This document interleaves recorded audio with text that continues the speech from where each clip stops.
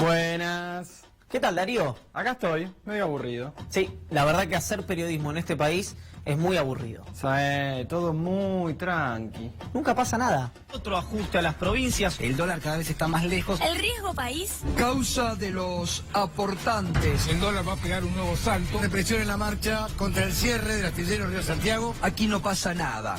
La Argentina no da respiro. Mientras estamos diciendo esto, puede estar pasando algo que nos haga quedar viejos. En serio, no me asustes. Sí, un arrepentido por acá, un allanamiento por allá Trabajadores despedidos y reprimidos. y un futuro económico incierto y preocupante. Vos arrancás, ¿no? Un proceso. Y le decís a todo el mundo, estamos quebrados, esto es un desastre, mirá lo que nos dejaron. ¿No? ¿Quién te da crédito? Los tribunales de Comodoro Pi se convirtieron en el escenario de una programación de alto rating. Televisión en vivo con ciclos de gran impacto. El show del arrepentido, con música original de Wagner. El cartel de la obra pública con un elenco de grandes empresas. Mi familia y sus dibujos, con la actuación del primo Ángelo. Y el programa que rompe todo. ¿Cuál? En búsqueda de la bóveda perdida. Allanamientos en vivo, perforaciones compulsivas y topadoras para todos y todas. Ah, el programa que conduce Bonadío. No estamos hablando de un juez arbitrario, estamos hablando de un verdadero delincuente. Pero por suerte la economía está tranqui. Sí, muy tranqui, muy tranqui. Los nuevos tutores de la criatura están entre nosotros. Los enviados del Fondo Monetario Internacional ya tienen oficinas en Buenos Aires. Opinan sobre el futuro de la economía. Y se preparan para conceder un generoso perdón al gobierno de Macri. Ya era hora de que pidieran perdón, ¿no? Sí, pero el perdón se lo piden al fondo, no a la gente. ¿Perdón al fondo? Sí, a 2 meses de firmar con el fondo se dieron cuenta que las metas de inflación son imposibles de cumplir. No me jodas. Se fueron a la B, con el mejor equipo de los últimos 50 años. Por eso digo, qué aburrido ser periodista en un país tan previsible. Un país tranqui, que piensa en el mediano y en el largo plazo. Un país con instituciones sólidas. Con una justicia independiente. Y una economía floreciente. Ponele. Sí, ponele. Esto es lo que está pasando tema por tema con un gobierno que está groggy. Tranqui. Aburrido. Despidos. Represión. Arrepentido. Topadora. Tutores. Fondo. Previsible. Incierto. Qué bueno que estás ahí. Porque esto... Esto recién empieza.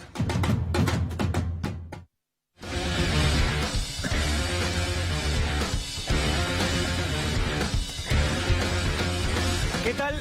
Muy buenas noches. Bienvenidos y bienvenidas a otra emisión de Esto Recién Empieza por la pantalla de C5N en una emisión particularmente importante en relación a lo que le vamos a revelar a propósito de los cuadernos de las coimas.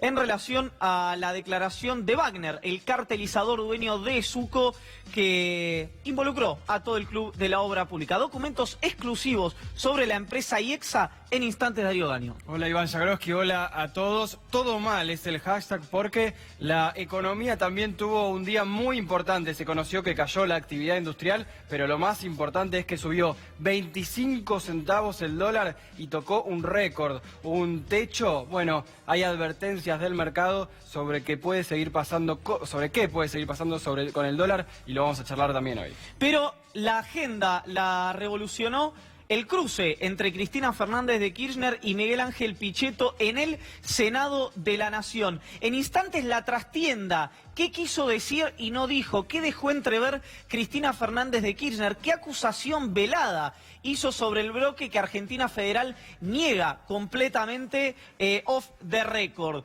En instantes, todos los detalles del discurso de Cristina Fernández de Kirchner, de la declaración de Miguel Pichetto en el Senado de la Nación y los documentos de la empresa IEXA entre el año 2004 y el año 2007. Pero nos gustaría abrir este programa con una suerte de revisión histórica, si les parece. A ver. Olas imponentes traducen la curiosidad popular ante el hallazgo de un refugio blindado de singulares características utilizado por las autoridades depuestas. La entrada al departamento tiene aspecto de caja fuerte.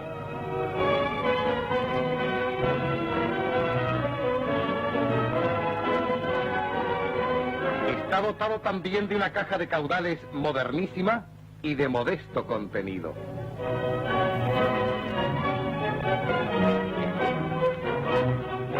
Una central eléctrica propia, líneas telefónicas prácticamente invulnerables e instalaciones de aire acondicionado completan el perfil de la pequeña fortaleza. Un equipo amplificador y conexiones adecuadas permitían transmitir desde aquí mensajes radiofónicos en cadena. Además, el departamento está dotado de todas las comodidades apetecibles, subrayadas por detalles de confort.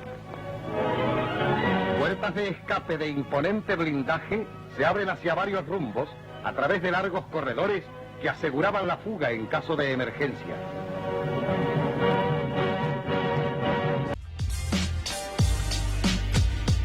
Frondizi y unas moneditas, hay las particularidades de sucesos argentinos que recuperaba el archivo Prisma por el año 1955. Yo no sé si la historia se repite, primero como farsa, después como comedia, al revés, o si nunca se repite, pero parecía haber una cierta continuidad histórica en esto. Vamos a repasar lo que dijo Cristina Fernández de Kirchner el día de hoy. Les vamos a contar la respuesta de Miguel Pichetto, qué piensa el senador por Argentina Federal, qué dice Cristina Fernández de Kirchner off the record en un día que, si a alguno le quedaba una esperanza de síntesis, de sutura, de unidad entre el espacio kirchnerista y lo que Jorge Asís llama el peronismo perdonable, voló por los aires. Pero recordemos qué decía hoy en el Senado de la Nación Cristina Fernández de Kirchner. Estamos en un país donde en los diarios sale escrito en letra de molde que el presidente se reunió con Angelici, Stornelli y Calcaterra para ver cómo iba a declarar, y ahí apareció la declaración de los aportes de campaña, que de esta manera exculpaba a los empresarios. Empresarios que se presentan como víctimas. Estos empresarios blanquearon, en el blanqueo que ustedes sancionaron, sumas millonarias. Charlaba el otro día, ayer, con la senadora por Mendoza, Fernández Agasti. Durante mi gobierno, la empresa Pesca Armona entró en proceso de quiebra. ¿Sabe lo que hacía el Estado argentino? Le pagaba repros para que no despidiera trabajadores. Y ahora nos enteramos que el señor Pesca Armona es uno de los que blanqueó, en el blanqueo de ustedes, más de 100 millones de pesos o de dólares o no sé qué cosa. Esto es lo que está pasando. Deberían caer todos los blanqueos y debería caer el secreto fiscal. Esto es lo que está pasando. Víctimas. ¿En serio? ¿En serio creemos esto?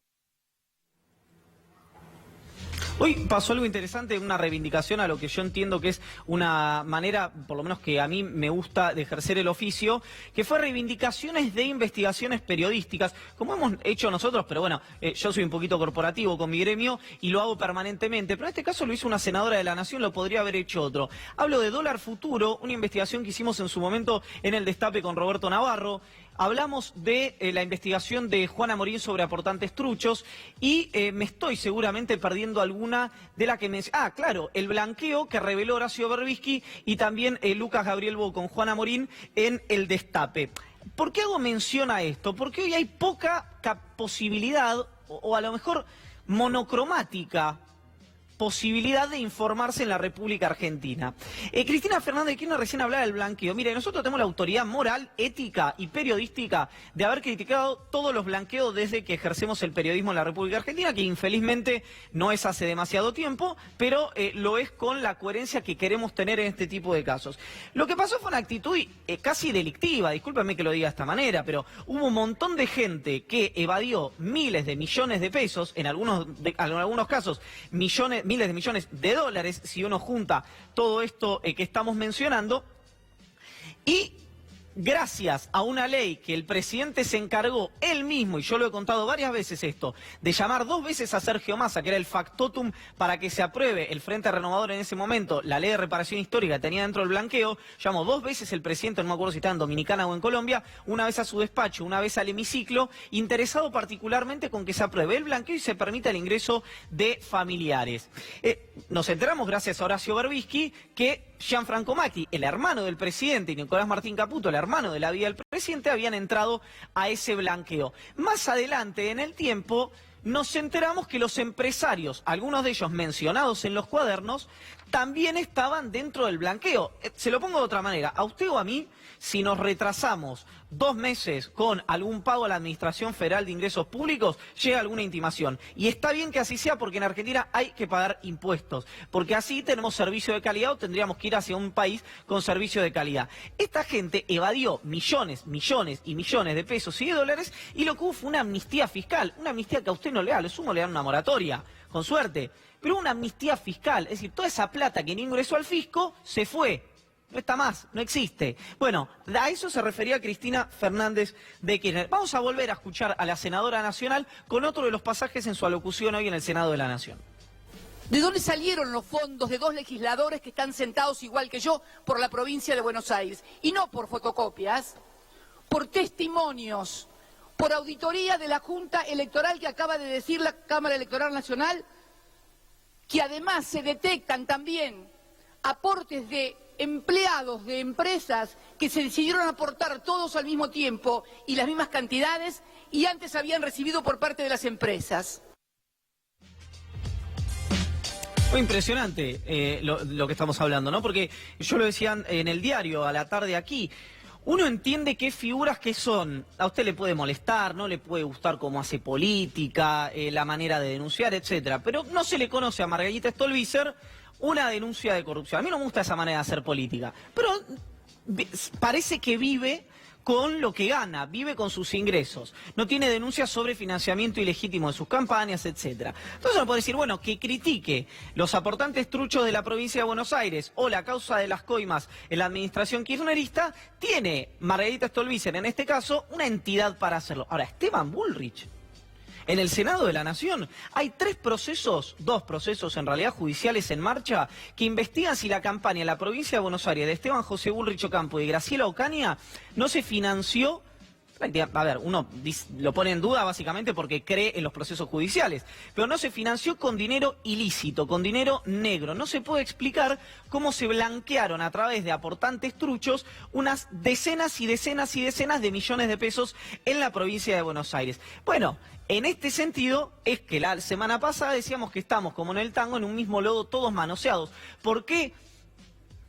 Porque así se financia la política. Ese es el sistema, es lo que Nixon en ese documental de Netflix llama la bestia. Así se financia la política. Por más que a usted le digan que es de alguna otra manera, el sistema es esto.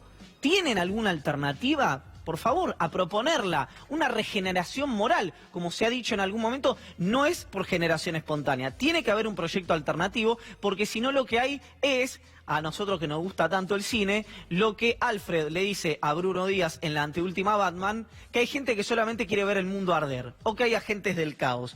Bueno, acá no somos agentes del caos porque cuando hay caos los que sufren son los que menos tienen. No son los rollos, los cartelones, los debidos, los barata de la vida. Pero vamos a continuar con esto porque hubo otro pasaje de Cristina Fernández de Kirchner en el Senado de la Nación y ya nos metemos exclusivo con los documentos que prueban de quién era la empresa IEXA en el año 2004. Dale. Yo creo que es lícito que haya gente que no me quiera, yo tampoco quiero a algunos. Es lícito que haya gente que piense mal, que no me quiera. Ahora, lo que sí es lícito, lo que no es lícito, es que realmente quiera hacerse aparecer como estamos ante un sistema justo, transparente y con jueces imparciales. Reitero, la paridad, y ya termino, a la que hacía mención hoy el señor miembro informante, debe realizarse con todos nosotros. Usted misma, señora presidenta. Usted le fueron encontrados en su casa bolsos con dinero. ¿Le allanaron su casa? Nadie le allanó su casa. Su empleada había dicho, por ejemplo, que recibían siempre o se veía esos... Bueno, le digo, señora presidenta, que esto pasó y hubo una causa judicial. Por otra causa judicial similar, la ministra Micheli renunció, fue juzgada, separada del cargo. Hoy lo menciona un dirigente social en un interesante artículo sobre la doble vara. Y este es el principal problema que tenemos, señora presidenta. ¿Cómo vamos a creer si cuando es alguien de Cambiemos, cambien el fiscal para que no moleste? O piden el expediente de un desafuero que, si es alguien del Frente para la Victoria, se tramita en una semana. En una semana se tramita si es el Frente para la Victoria. Si es de Cambiemos, y hoy escuchaba decir que fue confirmado por casación el pedido de desafuero, por casación, ya nada falta.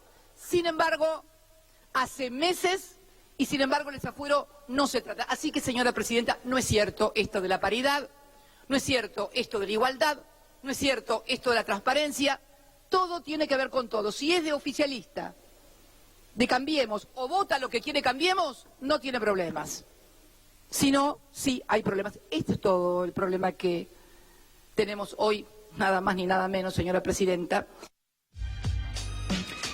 A ver, hay algo acá que es medio indiscutible porque se dice en todos los diarios, en los diarios por ahí con una línea más cercana al gobierno nacional, otros con una línea más crítica, que es que muchos senadores han votado durante estos 2 años y medio muchos proyectos del Ejecutivo Nacional con los que no estaban de acuerdo porque estaban apretados por la justicia. Digamos, se ha dicho públicamente, se ha escrito, también se ha dicho que algunos arrepentidos o potenciales arrepentidos, cuando no llegaban a decir lo que el juez quería, el juez los amenazaba con la cárcel. Eso también se ha escrito. Cristina Kirchner hablaba en ese caso de Aida Ayala, la diputada chaqueña, posible candidata, veremos cómo evoluciona su causa judicial, a la gobernación de Chaco, llamada Aida Ayala. Es diputada de Cambiemos. Es un caso gemelo, absolutamente igual de Julio Miguel de Vido. Absolutamente igual. Algún fiscal que, yo lo reitero, a mí no me gusta el doble estándar. Yo creo que ni de Vido tenía que ser desaforado, ni tiene que ser desaforada Aida Ayala. Pero bueno, o los dos, o ninguno. Porque si llevan tanta agua para su molino, se va a terminar inundando. En este caso, al gobierno y a los aliados del gobierno. A Aida Ayala le pidieron el desafuero. ¿Y qué está haciendo Cambiemos en diputados? Está protegiendo a la diputada nacional. Mire, usted escuchaba recién y se lo decíamos, ¿cuál es el método que están utilizando hoy desde la justicia federal para quebrar a los arrepentidos, que no son arrepentidos hasta que se quiebran? Bueno, mire, no se lo decimos nosotros. Mariano Cunio Libarona, difícilmente alguien lo pueda tildar de tener pretensiones de adscribir al kirchnerismo, decía lo siguiente. Se le negó la imputación y no está previsto que se presente como colaborador imputado. No, salvo que quede preso, entonces va a tener que inventar algo y confesar algo, involucrar a alguno. Es bravo eso que está diciendo. Si no sale en libertad en breve lapso, va a mentir y va a involucrar a alguno. A la pelota. O sea... ¿Qué quieres que haga? Se va a quedar preso un hombre de 74 años, tiene un hijo de 4 años. Cunio Libarona está diciendo, es sorprendente, ¿no? Que llegamos a un límite en que el rey está desnudo, ¿no? De decir el rey está desnudo. Que un abogado de la talla de Cunio Libarona, que defiende a las figuras de la talla que defiende Cunio Libarona, dice en un programa tan escuchado como el de Luis Novarecio, que el arrepentido tiene la voluntad o tendría la voluntad de mentir solamente para no quedar preso, porque si vos te declarás inocente, supongamos que está diciendo la verdad y no hiciste nada, el juez te deja preso igual, en preventiva, que son por lo menos 2 años. Miren, esto pasa ahora con Macri presidente. Yo creo que ya se le fue completamente de las manos esto. Ahora vamos a hablar de una reunión que tuve hoy con una figura importante del gobierno sobre Stornelli, no Stornelli. Porque Macri es jefe, olvídense, Macri es jefe, fue jefe una vez, es jefe siempre. Es el hijo del dueño el presidente. No banca por ahí que alguien que ha estado a tiro suyo se rebele. Vamos a seguir con este tema y en instantes le mostramos los documentos exclusivos de quién era la empresa IEXA cuando Wagner denunciaba la ruta de las coimas. Clave lo que vamos a mostrar un rato, lo que tiene Iván para mostrar, pero a las 14 empezó esta sesión en la cual se votó por unanimidad, 66 votos a favor, incluso el de Cristina, que se allanen los domicilios de la expresidenta. Al instante ya había policías en la puerta de la casa y todavía no se sabe el horario en el que va a ser, pero está ahí Pancho Urrutia, está ahí C5N. Pancho, contanos cómo viene el clima en la puerta de la casa de la expresidenta. Darío, Iván, buenas noches. Con el móvil aquí en esta esquina de Uruguay y Juncal, en la zona de La Recoleta. Bastantes militantes a esta altura de la noche, muchos de ellos están desde muy temprano aquí, incluso algunos están desde la 1 del mediodía, momento en que salió de este edificio por la puerta de la calle Juncal la expresidenta de la Nación, actual senadora, rumbo al Congreso Nacional para ser parte de esta sesión. Hasta ahora sin movimiento por parte de la policía, solamente militantes, algunos sobre el asfalto, sobre la calle, otros sobre la vereda y otros armando una especie de cordón de vallado humano que habitualmente han hecho en los últimos días, en las últimas semanas, cada vez que la expresidenta entra y sale de su domicilio. Sabemos que Cristina Fernández de Kirchner todavía está en el Congreso Nacional, en el recinto de la Cámara Alta. De hecho, figura inscripta en la lista de oradores para el debate del proyecto de ley de extinción de dominio, que ya cuenta con media sanción de diputados y que ya entrada la madrugada en el recinto de la Cámara Alta se va a estar votando. Les decía, muchos militantes a esta altura de la noche, algunos de ellos desde el mediodía, y bastantes se han sumado en las últimas horas, sobre todo al momento que se iba acercando el horario de la votación en general de este pedido, de esta autorización que hizo el magistrado, el juez federal Claudio Bonadío, para allanar los domicilios de la expresidenta, tanto aquí en La Recoleta como los dos de la provincia de Santa Cruz, tanto en la ciudad de Río Gallegos como de El Calafate. Pancho, todavía no se sabe el horario, se piensa que va a haber vigilia ahí de quienes están en la puerta. ¿Qué es lo que se espera para las próximas horas?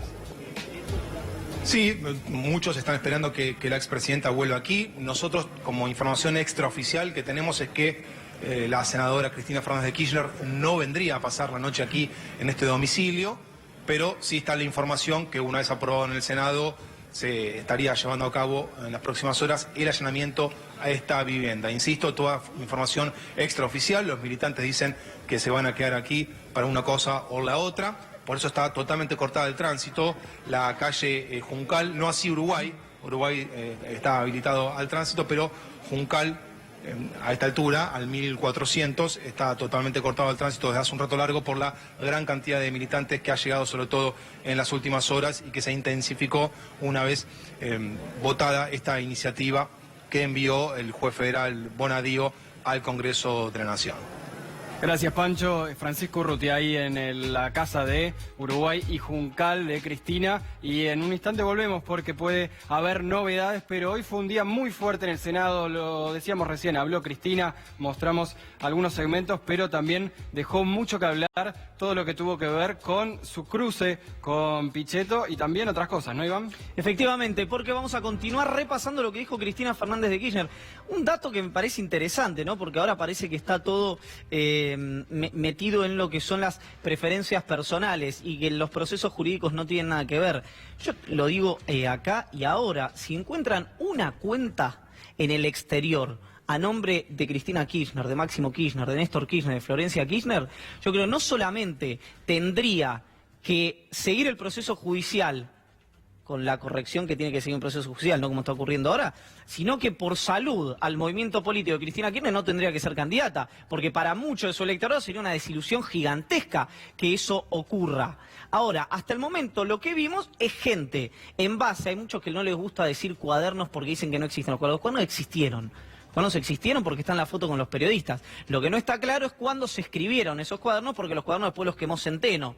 Centeno, que dicho sea de paso, es como Minority Report. ¿Vio la película esta de Estados Unidos que anticipaba? Porque según el Corcho Rodríguez presentó ante el juez Bonadío y el fiscal Stornelli, Centeno adivinó que el Corcho Rodríguez iba a alquilar esa oficina, porque dijo, pasé tal día a tal hora, y fue Rodríguez y dijo, mire, yo en realidad esa oficina la alquilé recién un año después. Hay que ver si no fueron reescritos, pero bueno, ya poco importa porque muchos fueron a confesar y el proceso judicial está en marcha y está bien que esté en marcha. El tema es que lo que no está bien es cómo está en marcha. Hoy Cristina Fernández de Kirchner habló en el Senado de la Nación sobre la patria contratista. Lo compartimos con ustedes y a la vuelta los documentos que prueban de quién era la empresa IEXA cuando Wagner denunciaba la ruta de las coimas.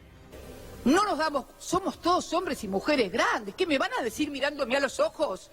¿Que realmente creen que los que están hablando como arrepentidos están diciendo en serio la verdad? ¿Ustedes creen realmente que la patria contratista y la cartelización de la obra pública empezó el 25 de mayo del 2003?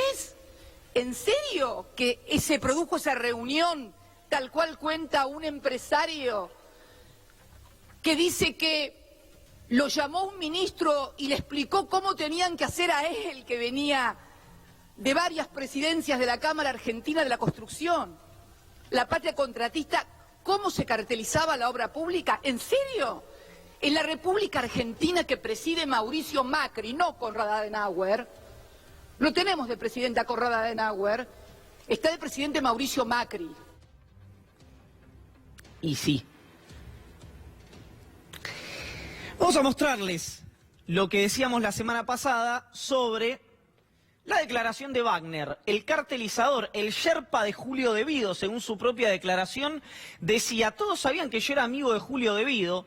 Pasado un tiempo, en el año 2004, el arquitecto me citó en su despacho y me dijo que por orden del presidente debía garantizar, se los resumo así, vamos a la otra placa, debía garantizar la cartelización de la obra pública. ¿Con quién debía garantizar la cartelización de la obra pública Carlos Wagner, el dueño de Esuco? Bueno, vamos a ver en la segunda parte de su declaración. Con las siguientes empresas, decía el Sherpa de Julio De Vido.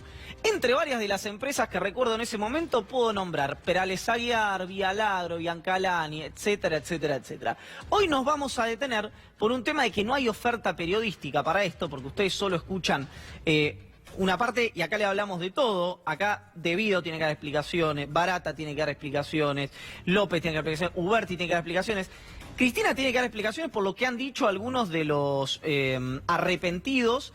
Pero acá, francamente, procesalmente a uno le entra la duda si esos arrepentidos no se van a arrepentir de haberse arrepentido en un juicio, cuando esta cuestión que está rondando en la justicia federal se calme.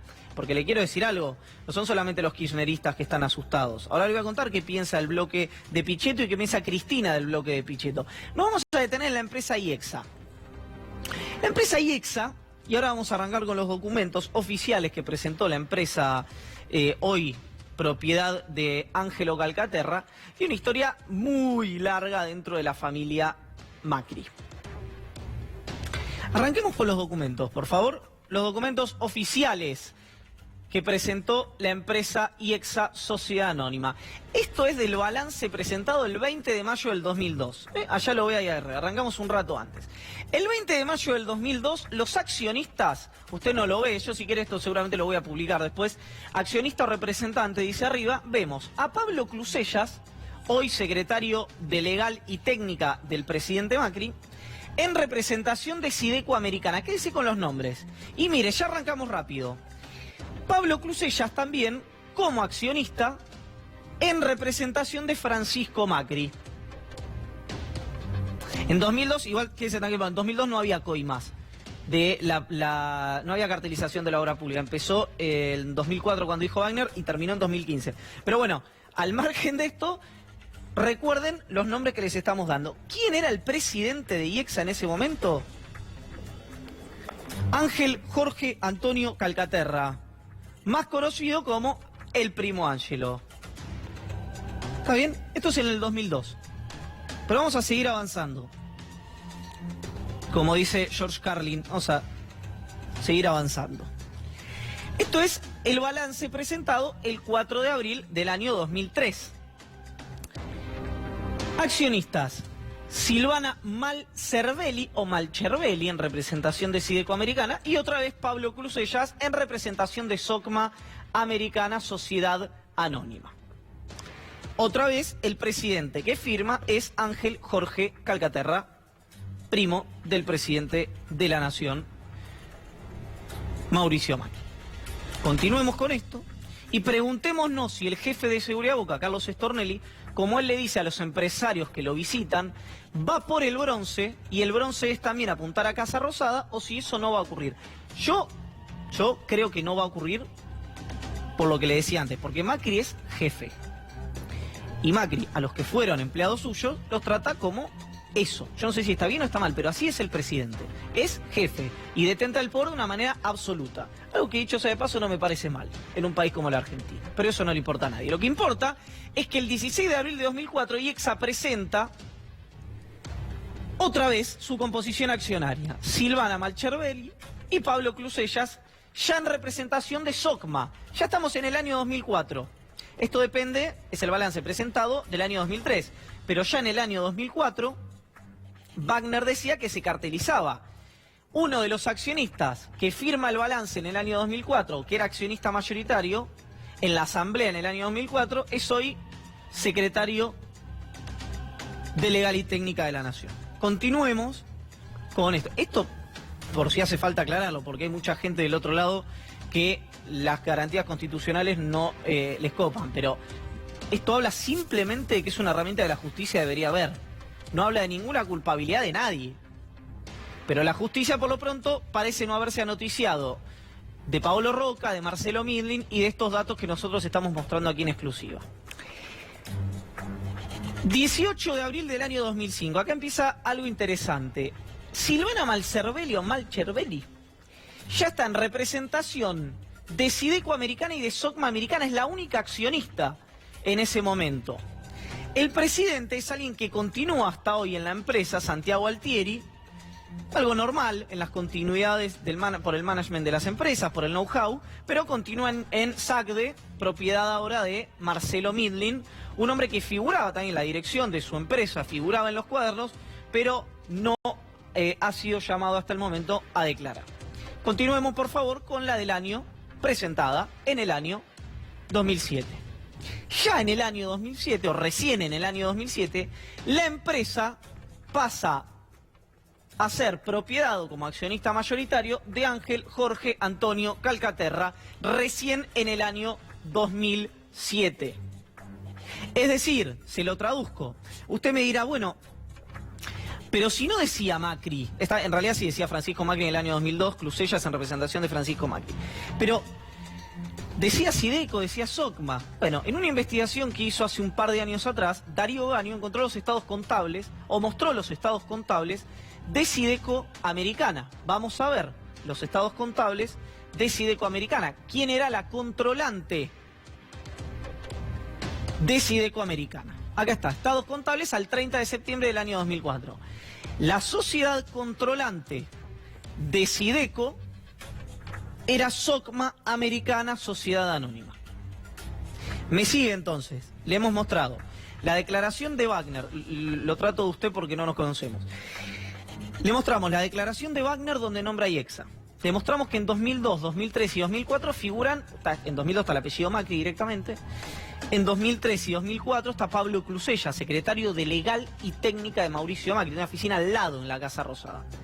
Que a partir de 2004 aparece Silvana Malcervelli, Malcervelli es lo que quiero decir, o Malcervelli, en representación de algunas de las otras empresas que acabamos de mencionar.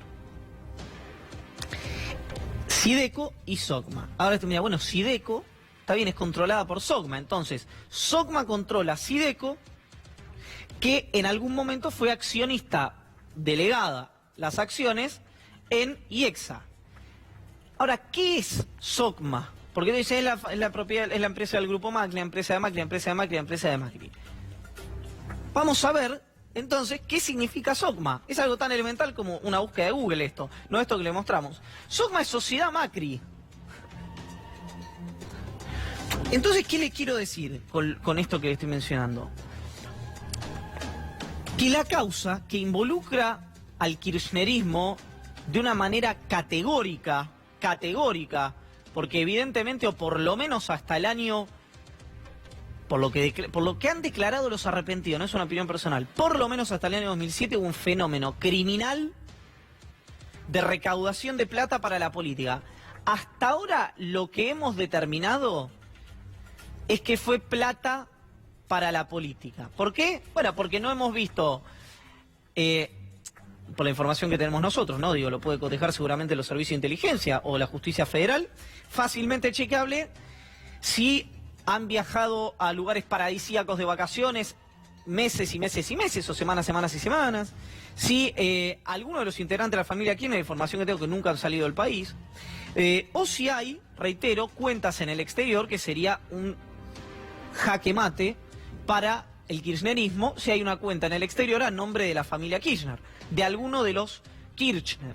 Ahora, por lo pronto, vemos que era un fenómeno recaudatorio, criminal, como el de Cambiemos en la provincia de Buenos Aires, para la política.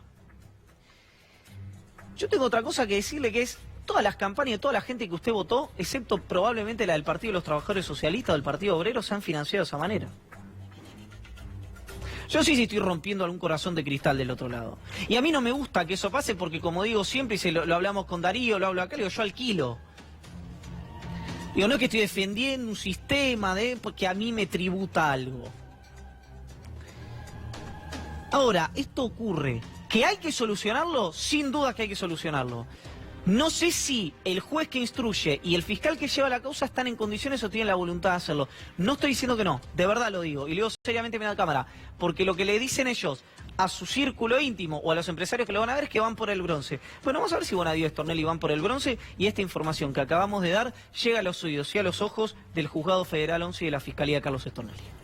Un agregado importante que Macri le cede la empresa IEXA a Calcaterra en 2007 para asumir como jefe de gobierno porteño, pero entre 2007 y 2014 la compañía quedó prendada a nombre de Sideco, que ya mostró Iván, que es SOCMA, que es Sociedad de Macri, es decir, que seguía siendo de Sideco, pero bueno, eran otros años supuestamente, también entre 2007 y 2014. Vamos a volver a escuchar a Cristina Fernández de Kirchner, porque hoy habló de lo que está pasando en la realidad y de lo que se cuenta también un poco, lo que pasa en las calles, lo que pasa con los gobernadores, con el fondo sojero, por ejemplo, y también con lo que pasa con la economía.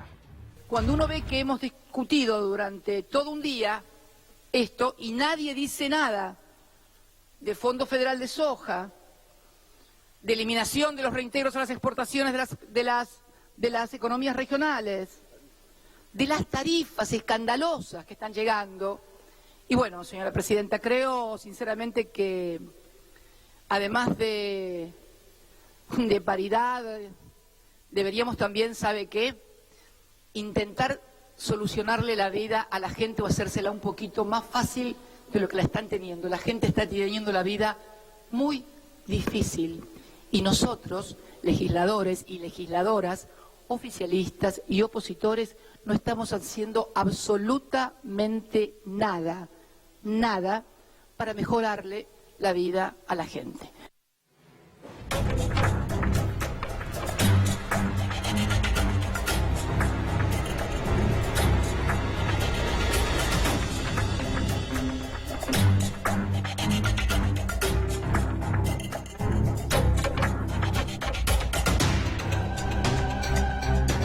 La economía está mal y puede venir mucho peor, y son varios los que lo dicen. Encima, en un día de dólar récord, picó en punta 25 centavos, subió la divisa norteamericana a 30,84, mucho más alta que lo que se esperaba hace algunas semanas, y algunos advierten sobre que puede subir más el tipo de cambio, o al menos dicen que Argentina hoy no tiene los dólares para enfrentar los vencimientos. Por ejemplo, para fines del año que viene Argentina todavía necesita 23.000 millones de dólares más. En un día el que el dólar cerró a 30,84, el que el gobierno no puede frenarlo. Cuando lo frena, lo hace sacrificando reservas y sube el riesgo país. Pero vamos a ver quiénes son los que alertan sobre la economía argentina hoy en el mundo y también acá, por supuesto. Fíjense.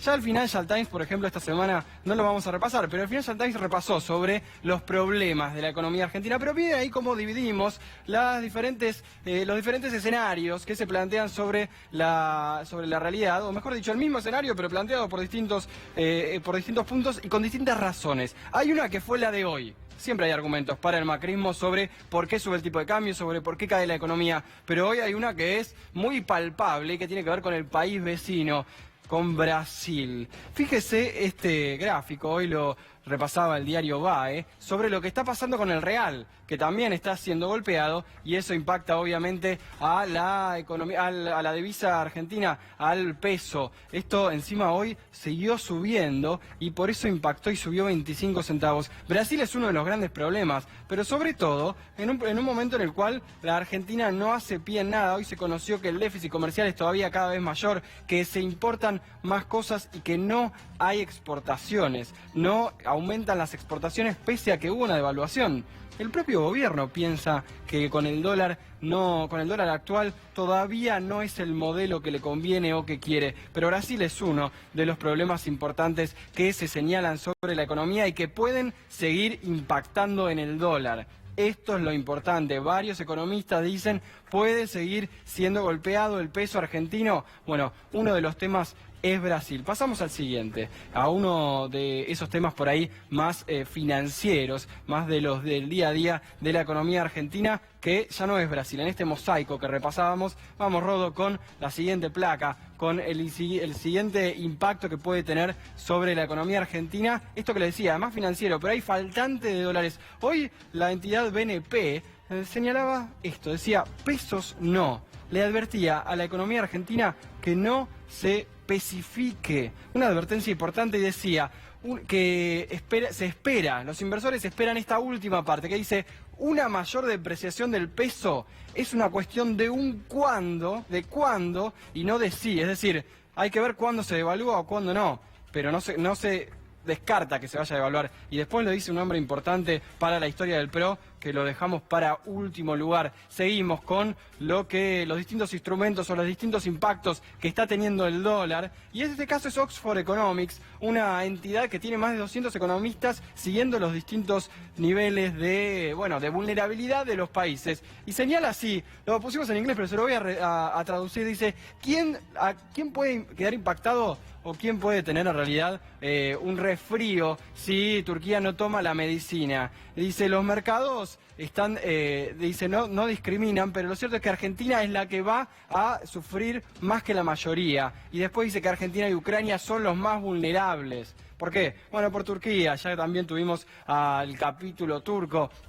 Cada vez que caiga un país van a decir que ese es el argumento. Lo cierto es que los inversores del mundo miran y dicen, Turquía y Argentina tuvieron efectos muy similares y gobiernos que tomaron medidas muy similares. Entonces, si cae uno, seguro caerá el otro. Por eso también nos impacta lo que pasa con Turquía en este cuarto elemento que vemos. Le voy a mostrar un quinto, y tiene que ver con las inversiones de una empresa que iban a llegar, pero dijeron no, al final no. Primero antes, el JP Morgan, esta entidad que fue acusada por algunos, por ejemplo, algunos economistas, por ser quien se llevó buena cantidad de los dólares en mayo y en junio, de los dólares cuando estaban baratos, se los llevaba y después subía. Bueno, dice que Argentina está en un riesgo importante de caer en default y de no poder cumplir con las reservas que tiene, por el tema de las LEVAC, por lo que le obligó el FMI a hacer el presidente del Banco Central, a Luis Toto Caputo. Bueno, hay problemas en las reservas y eso es uno de los detonantes también para que se hable de la inestabilidad del tipo de cambio. También le decía, una empresa, Huawei, que iba a llegar a la Argentina, iba a tener inversiones, y señaló, cuando hablaba justamente con inversores, que por la devaluación se empezó a ahuyentar lo que podía ser una inversión. También habló de impuestos, regulaciones, pero Huawei dice que la devaluación es importante y eso también genera ruido en el mercado cambiario. Y ahora sí, la frutilla del postre que se conoció hoy, que es Carlos Melconian criticando al gobierno. Carlos Melconian diciendo que que Argentina no tiene una espalda importante frente a los vencimientos del año que viene. Dijo cosas como que el acuerdo con el FMI no se va a cumplir, que el FMI quiere algo distinto al Banco Central y que también hay un plan C, y ese plan C, no es muy bueno que digamos, incluye también una devaluación. Pero Carlos Melconian seguirá asesorando al gobierno, o a quién asesorará. Vamos a escucharlo al hombre fuerte del PRO en economía, al menos durante las campañas, al menos era el que siempre hablaba sobre los recortes que tenía que hacer el gobierno, sobre el shock que tenía que hacer el gobierno y que no lo escuchó, y por eso el gobierno está ahora así. Bueno, escuchemos a Carlos Melconian lo que decía esta semana.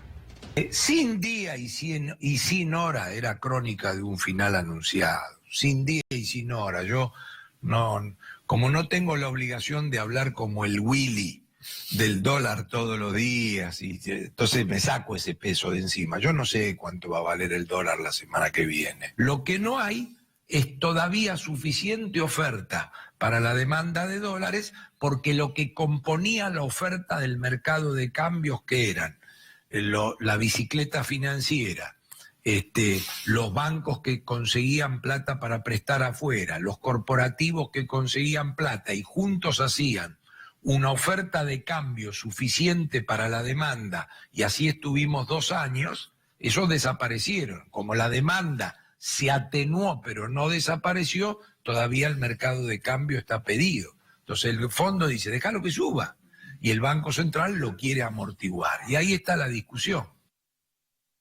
Dice, déjalo que suba el tipo de cambio, el FMI. Ahora, ¿podrá la Argentina no hacerle caso en la semana, en los días en los cuales le está pidiendo perdón, oficialmente perdón, por no haber cumplido una de las metas que ya se sabía que no iba a cumplir? La de la inflación. Argentina va a tener una inflación mayor al 32% en este 2018. Vamos a una tanda muy cortita y después el último bloque de Esto Recién Empieza.